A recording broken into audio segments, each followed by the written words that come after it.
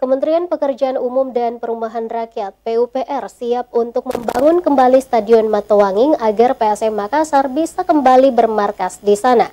Namun, PUPR punya catatan, Stadion Matowanging bisa dibangun jika sengketa lahannya sudah selesai.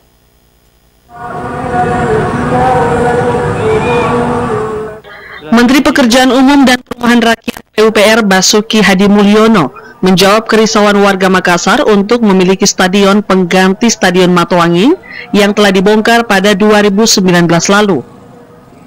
Basuki mengatakan pemerintah pusat siap membangun stadion yang akan menjadi kandang PSM Makassar, tetapi masih ada kendala lahan.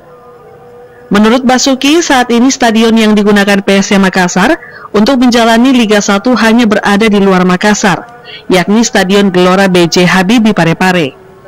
Ia meminta agar sengketa lahan Stadion Matowanging bisa segera diselesaikan agar bisa dibangun kembali, sehingga PSM Makassar tidak perlu bermarkas di luar kota.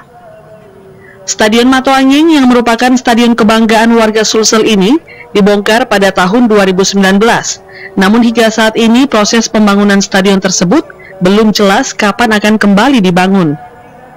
Stadion Matowanging dibongkar setelah pihak Pemprov Sulsel dan Yayasan Olahraga Sulawesi Selatan capai kata sepakat soal kepemilikan lahan Stadion Matowanging.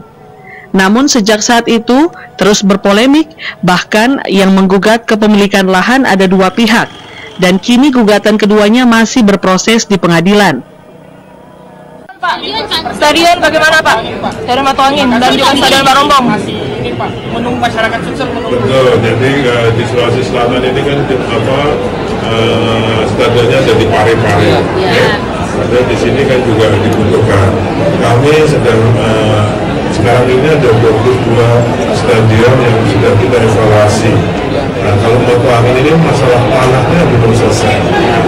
Oke, jadi saya kira yang punya aset itu harus, kalau mau direnovasi, selesaikan dulu masalah tanah.